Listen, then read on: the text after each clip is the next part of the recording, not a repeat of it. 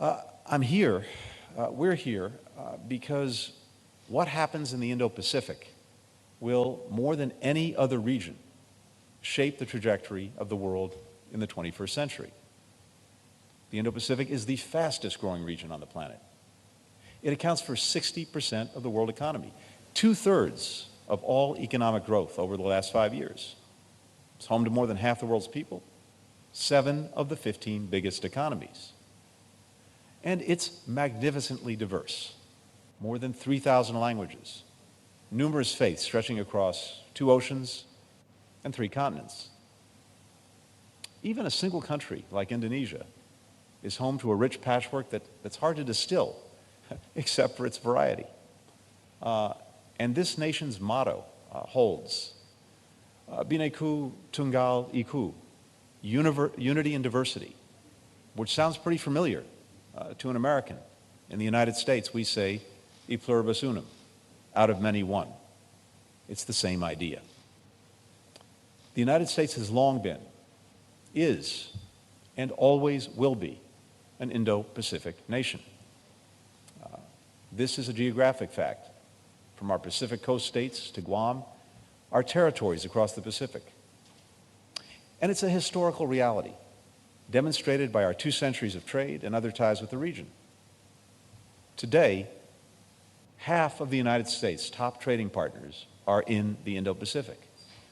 It's a destination for nearly 1/3 of our exports, the source of $900 billion in foreign direct investment in the United States. And that's creating millions of jobs spread across all 50 of our states. And more members of our military are stationed in the region than anywhere outside the continental U.S., ensuring peace and security that have been vital to prosperity in the region, benefiting us all. And of course, we're tied together by our people, whose connections go back generations. There are more than 24 million Asian Americans living in the United States, including Ambassador Sung Kim, when he's not serving his country in one part of the world or another, as he has been for the last 3 decades. Before the pandemic, there were more than 775,000 students from the Indo-Pacific studying at U.S. colleges and universities. And your American classmates here at Universitas Indonesia are among the millions of Americans who have come to the region to study, to work, to live, including one who went on to become our president. There's an Indonesian proverb, one that I'm told kids are taught from a young age. We have 2 ears, but only 1 mouth. That means that before we speak or act, we have to listen. And we've done a lot of listening to people in the Indo-Pacific in the first year of this administration to understand your vision for the region and its future. We've welcomed leaders from the region in our country, including the first 2 foreign leaders President Biden hosted after taking office from Japan and South Korea, and all the foreign ministers whom I've had the privilege of hosting at the State Department, including Foreign Minister Retno. And we've come to your region, Vice President Harris, Secretary of Defense Austin, Secretary of Commerce Raimondo, and so many other cabinet members, not to mention many senior State Department officials from my team. The President has participated in multi-leader level summits held by key regional bodies, APEC, the U.S. ASEAN and East Asia summits, and the Quad, made up of India, Japan, and Australia. I've done the same with fellow foreign ministers, including hosting the Mekong-U.S. Partnership Ministerial. And President Biden has met with Indo-Pacific leaders overseas as well, including a very productive meeting with President Shekawi in Glasgow during the COP26. But we're not just listening to leaders. At our embassies and consulates across the region, our diplomats are using 2 ears to take in the views of people from all walks of life, students, activists, academics, entrepreneurs. And while it's an extraordinarily diverse region with distinct interests, distinct views, we see a great deal of alignment between the vision we're hearing from the Indo-Pacific and our own. People and governments of the region want more, better opportunities for all of their people. They want more chances to connect within their nations, between their nations, around the world. They want to be better prepared for crises like the pandemic that we're living through. They want peace and stability. They want the United States to be more present and more engaged.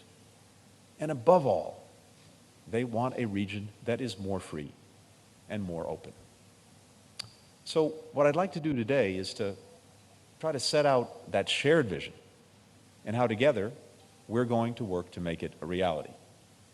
And there are 5 core elements that I'd like to focus on. First, we will advance a free and open Indo-Pacific. Now, we talk a lot about a free and open Indo-Pacific, but we don't often define what we actually mean by that. Freedom is about the ability to write your future and have a say in what happens in your community and your country, no matter who you are or who you know. And openness naturally flows from freedom. Free places are open to new information and points of view. They're open to different cultures, religions, ways of life. They're open to criticism, to self-reflection, as well as to renewal. When we say that we want a free and open Indo-Pacific, we mean that on an individual level, that people will be free in their daily lives and live in open societies. We mean that on a state level, that individual countries will be able to choose their own path and their own partners. And we mean that on a regional level, that in this part of the world, problems will be dealt with openly, rules will be reached transparently and applied fairly, goods and ideas and people will flow freely across land, cyberspace, and the open seas. We all have a stake in ensuring that the world's most dynamic region is free from coercion and accessible to all. This is good for people across the region. It's good for Americans, because history shows that when this vast region is free and open, America is more secure and more prosperous. So, we'll work with our partners across the region to try to realize this vision. We'll continue to support anti-corruption and transparency groups, investigative journalists, think tanks across the region, like the Advocata Institute in Sri Lanka. With our support, that institute created a public registry of state-owned enterprises like banks and airlines that operate with big losses and proposed ways to reform them. We're finding partners in government, too, like Victor Soto. He's the mayor of the city of Pasig in the Philippines. Victor set up a 24/7 hotline for constituents to report cases of corruption, has made the awarding of public contracts more transparent, has given community-based organizations a say in the way the city spends its resources. He's part of the State Department's first group of global anti-corruption champions that we announced earlier this year. And we'll continue to learn best practices from our fellow democracies. That's the idea behind the Summit for Democracy that President Biden convened last week, where President Jokowi spoke. Indeed, he was the first speaker. And the Bali Democracy Forum that Indonesia just held for the 14th time, and where I had an opportunity to speak. We'll also stand up against leaders who don't respect their people's rights, as we're seeing now in Burma. We'll continue to work with our allies and partners to press the regime to cease its indiscriminate violence, release all those unjustly detained, allow unhindered access, and restore Burma's path to inclusive democracy. ASEAN has developed a 5-point consensus that calls on the regime to engage in constructive dialogue with all parties, to seek a peaceful resolution that respects the will of the Burmese people, a goal we will not give up on. Another way we'll promote freedom and openness is by defending an open, interoperable, secure, and reliable internet against those who are actively working to make the internet more closed, more fractured, less secure. We'll work with our partners to defend these principles and help build the secure, trusted systems that lay the foundation for it. At the Moon-Biden Leaders Summit earlier this year, the Republic of Korea and the United States announced more than $3.5 billion in investments in emerging technologies, including research and development on secure 5G and 6G networks. Finally, we'll work with our allies and partners to defend the rules-based order that we built together over decades to ensure the region remains open and accessible. And let me be clear about one thing. The goal of defending the rules-based order is not to keep any country down. Rather, it's to protect the right of all countries to choose their own path, free from coercion, free from intimidation. It's not about a contest between a US-centric region or a China-centric region. The Indo-Pacific is its own region. Rather, it's about upholding the rights and agreements that are responsible for the most peaceful and prosperous period of this region and the world has ever experienced. That's why there's so much concern from Northeast Asia to Southeast Asia and from the Mekong River to the Pacific Islands about Beijing's aggressive actions, claiming open seas as their own, distorting open markets through subsidies to its state-run companies, denying the exports or revoking deals for countries whose policies it does not agree with, engaging in illegal, unreported, and unregulated fishing activities. Countries across the region want this behavior to change. We do too. That's why we're determined to ensure freedom of navigation in the South China Sea, where Beijing's aggressive actions there threaten the movement of more than $3 trillion worth of commerce every year. It's worth remembering that tied up in that colossal number, $3 trillion, are the actual livelihoods and well-being of millions of people across the world. When commerce can't traverse open seas, that means that farmers are blocked from shipping their produce. Factories can't ship their microchips. Hospitals are blocked from getting life-saving medicines. 5 years ago, an international tribunal delivered a unanimous and legally binding decision, firmly rejecting unlawful, expansive South China Sea maritime claims as being inconsistent with international law. We and other countries, including South China Sea claimants, will continue to push back on such behavior. It's also why we have an abiding interest in peace and stability in the Taiwan Strait, consistent with our longstanding commitments. Second, we will forge stronger connections within and beyond the region. We'll deepen our treaty alliances with Japan, the Republic of Korea, Australia, the Philippines, and Thailand. Those bonds have long provided the foundation for peace, security, and prosperity in the region. We'll foster greater cooperation among these allies as well. That's one of the things we've done by deepening U.S., Japan, South Korea trilateral cooperation and launching a historic new security cooperation agreement with Australia and the United Kingdom. We'll find ways to knit our allies together with our partners, as we've done by reinvigorating the Quad. And we'll strengthen our partnership with a strong and independent ASEAN. ASEAN centrality means we will keep working with and through ASEAN to deepen our engagement with the region, all the more given the alignment between our vision and ASEAN's outlook on the Indo-Pacific. In October, President Biden announced more than $100 million to bolster our cooperation with ASEAN across key areas, to include public health, women's empowerment. And the President will be inviting ASEAN's leaders to a summit in the United States in the coming months to discuss how we can deepen our strategic partnership. We're strengthening strategic partnerships with other countries in the region: Singapore, Vietnam, Malaysia, and of course, Indonesia. And that's the reason I've made this trip. We're also deepening ties between our people. Waisili, the signature program to empower the rising generation of leaders in Southeast Asia, has more than 150,000 members and counting. Finally, we'll work to connect our relationships in the Indo-Pacific with an unmatched system of alliances and partnerships beyond the region, particularly in Europe. The European Union recently released an Indo-Pacific strategy that aligns closely with our own vision. At NATO, we're updating our strategic concept to reflect the Indo-Pacific's growing significance and address new threats, like the security implications of the climate crisis. And we're putting ASEAN centrality at the heart of our work with partners. We did that just a few days ago when the G7 ministers were meeting in the UK and met with their ASEAN counterparts for the first time. We're doing all this for a simple reason. It allows us to assemble the broadest, most effective coalitions to tackle any challenge, to seize any opportunity, to work toward any goal. The more countries that we can rally around common interests, the stronger we all are. Third, we will promote broad-based prosperity. The United States has already provided more than $1 trillion in foreign direct investment in the Indo-Pacific.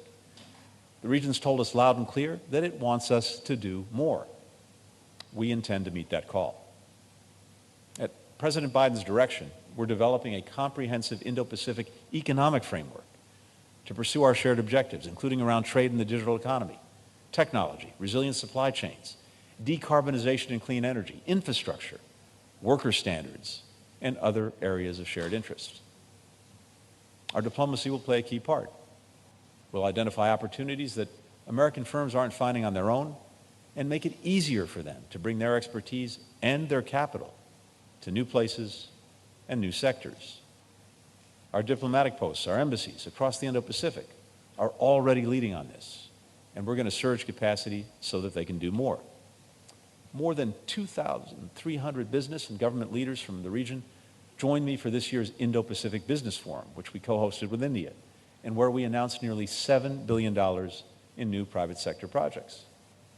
We'll work with our partners to shape the rules of the growing digital economy on key issues like data privacy and security, but in a way that reflects our values and unlocks opportunities for our people. Because if we don't shape them, others will. And there's a good chance they'll do it in a way that doesn't advance our shared interests or our shared values. At APEC in November, President Biden set out a clear vision for how we can build a common way forward in the region.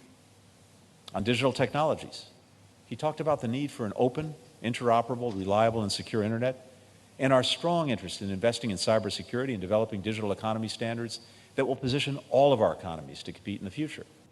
And when U.S. Trade Representative Tai and I co-led our delegation to the APEC Ministerial in November, we focused on the need to ensure that technology serves a free and open Indo-Pacific. We'll also promote fair and resilient trade. That's the story of the ASEAN Single Window, a project the United States supported to create a single automated system for clearing customs across the region. It helps streamline trade by making it more transparent and secure, lowering costs for business and prices for consumers. And you know, the move from paper to digital customs has made it possible to keep cross-border trade moving even during the lockdowns. During the first year of the pandemic, the countries that were most active on the platform saw their trade activity rise by 20%, when most other cross-border trade was actually falling. And at the U.S.-ASEAN Summit in October, President Biden committed additional U.S. support to the single window. We'll work with partners to make our supply chains more secure and more resilient. I think we've all seen through the pandemic just how vulnerable they are, how damaging disruptions can be, including shortages of masks and microchips and pile-ups of ports. We've been leading efforts to bring the international community together to try to resolve bottlenecks and build greater resiliency against future shocks. President Biden convened a leaders' summit on supply chain resilience. Vice President Harris made it a core focus of her meetings during her visit to the region. Commerce Secretary Raimondo has tackled the issue with Australia, New Zealand, Singapore, and Malaysia on her recent travel. And U.S. Trade Representative Tai launched the Interagency Supply Chain Trade Task Force and raised the issue in her travel to Japan, the Republic of Korea, and India. In the new year, the Commerce Secretary, Gina Raimondo, and I will team up to convene government and private sector leaders from around the world to tackle these issues at a global supply chain forum. As the hub of so much of the globe's production and commerce, this region, the Indo-Pacific, will be core to these efforts. Finally, we'll help close the gap on infrastructure. There is, in this region, as well as around the world, a large gap when it comes to infrastructure needs and what's currently being provided. Ports, roads, power grids, broadband, all are building blocks for global trade, for commerce, for connectivity, for opportunity, for prosperity. And they're essential to the Indo-Pacific's inclusive growth. But we're hearing increasing concerns from government officials, industry, labor, communities in the Indo-Pacific about what happens when infrastructure isn't done right, like when it's awarded through opaque, corrupt processes, or built by overseas companies that import their own labor, extract resources, pollute the environment, and drive communities into debt. Countries in the Indo-Pacific want a better kind of infrastructure. But many feel it's too expensive, or they feel pressured to take bad deals on terms set by others rather than no deals at all.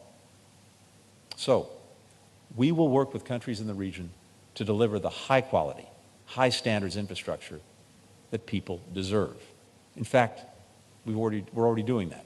Just this week, together with Australia and Japan, We announced a partnership with the Federated States of Micronesia, with Kiribati and Nauru, to build a new undersea cable to improve internet connectivity to these Pacific nations.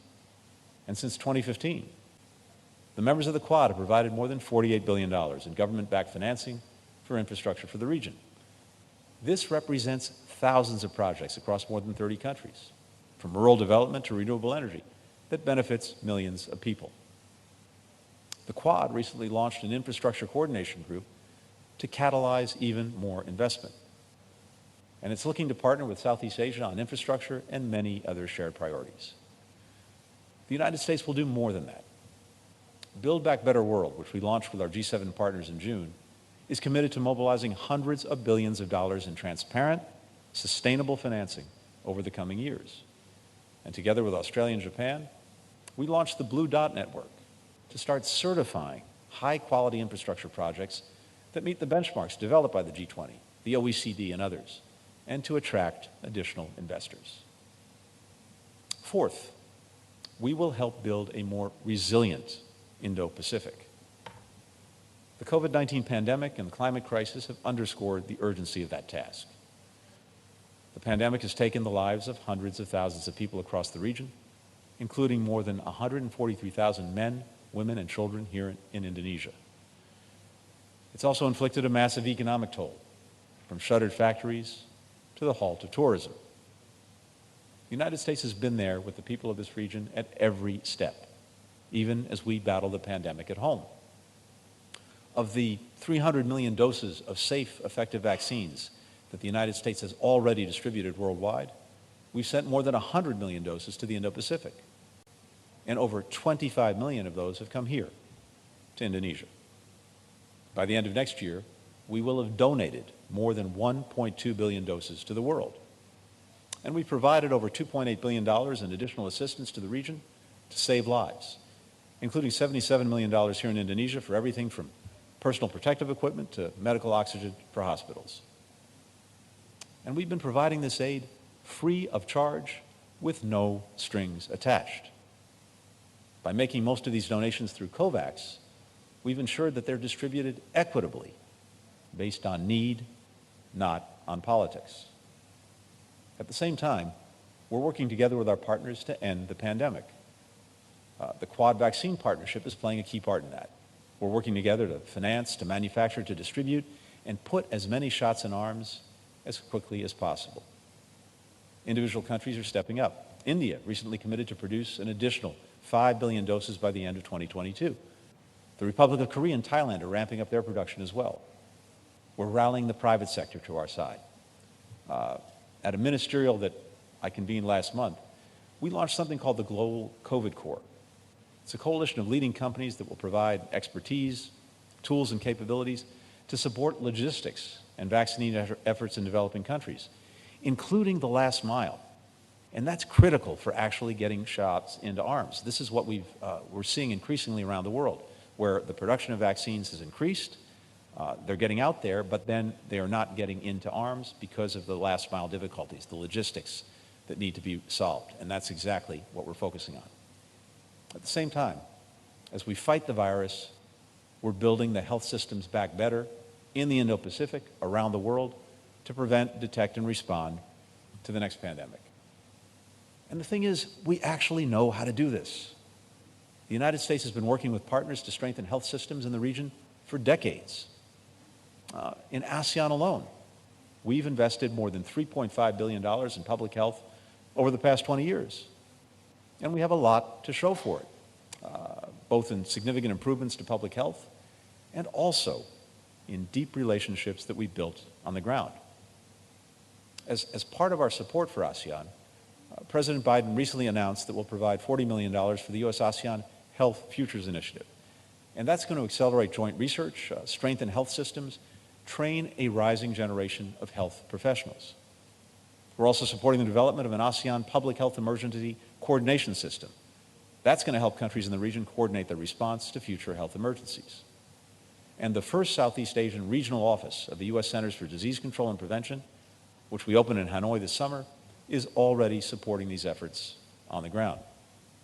The climate crisis, of course, is another global challenge that we have to tackle together. People across the Indo-Pacific are already feeling its catastrophic impact. 70% of the world's natural disasters strike in this region, and over 90 million people in the region were affected by climate-related disasters in 2019. The following year, on our own Pacific coast, California endured 5 of the 6 biggest wildfires in its history. Now, many of the biggest emitters in the region have recognized the need to act urgently, as we saw in the ambitious pledges that they set out at COP26. In Glasgow, 15 Indo-Pacific countries, including Indonesia, signed the Global Methane Pledge to cut emissions by 30% over the next decade. If all the biggest emitters join us, that would do more to reduce warming than taking every ship out of the seas and every plane out of the skies. But you know, it would be a mistake to think about climate only through the prism of threats. Here's why. Every country on the planet has to reduce emissions and prepare for the unavoidable impacts of climate change.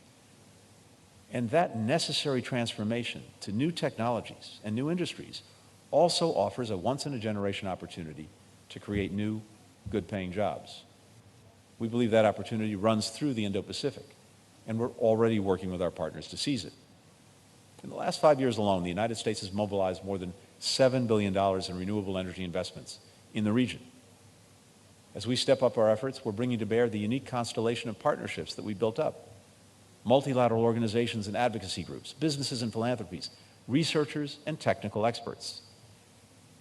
Consider the Clean Edge initiative that we're launching this month, which will bring together the expertise and innovation of the U.S. government and private sector to help advance clean energy solutions across the region. Consider the more than $20 million that President Biden recently committed to a U.S.-ASEAN Climate Futures Initiative, or the $500 million in financing announced just last week by the U.S. International Development Finance Corporation to help build a solar manufacturing facility in Tamil Nadu, India. The factory, being built by the American company First Solar, will have an annual capacity of 3.3 gigawatts. That's enough to power more than 2 million homes. Building and operating this facility will create thousands of jobs in India, the majority for women, and hundreds more jobs in the United States. And that's just one of the ways in which the United States will help India reach its ambitious goal of 500 gigawatts of renewable energy capacity by 2030, and in turn, help the world avoid a climate catastrophe. Now, we recognize that even if the transition to a green economy produces a big increase in jobs, which we're confident it will, not all of those positions will be filled by workers who lost jobs in old industries and old sectors during this transition. So we have an obligation that we are committed to bring everyone along. Fifth and finally, we will bolster Indo-Pacific security. Threats are evolving. Our security approach has to evolve with them. We'll seek closer civilian security cooperation to tackle challenges ranging from violent extremism to illegal fishing to human trafficking. And we'll adopt a strategy that more closely weaves together all our instruments of national power, diplomacy, military, intelligence, with those of our allies and our partners. Our Secretary of Defense, Lloyd Austin, calls this integrated deterrence. And it's about reinforcing our strengths so that we can keep the peace, as we've done in the region for decades. We don't want conflict in the Indo-Pacific. That's why we seek serious and sustained diplomacy with the DPRK, with the ultimate goal of denuclearizing the Korean Peninsula. We'll work with allies and partners to address the threat posed by the DPRK's nuclear and missile programs through a calibrated, practical approach, while also strengthening our extended deterrence. And that's why President Biden told President Xi last month that we share a profound responsibility to ensure that the competition between our countries does not veer into conflict. We take that responsibility with the greatest seriousness, because the failure to do so would be catastrophic for all of us. On February 14th, 1962, the United States Attorney General Robert F. Kennedy came to speak at this university. He talked about the enduring struggles that our people share, which he said had to be carried forward by young people, like the students here today. And he quoted something that his brother, John F. Kennedy, then President of the United States, said about our vision for the world. President Kennedy said, "Our basic goal remains the same: a peaceful world, a community of free and independent states, free to choose their own future and their own system, so long as it does not threaten the freedom of others." For all that's changed in the nearly 70 years since President Kennedy spoke those words, it's remarkable how much that vision aligns with the one that we share. And the reason I'm so grateful to be able to speak about this here, at this university, with students and alumni of so many of our youth leadership programs present, is because you are the ones, still today, who will carry forward that vision. As you do, know that you have people across the Indo-Pacific, including in the United States, whose hopes and fates are tied up with yours, and who will be your steadfast partners in making the Indo-Pacific, this region that we share, more open and more free. Thanks so much for listening.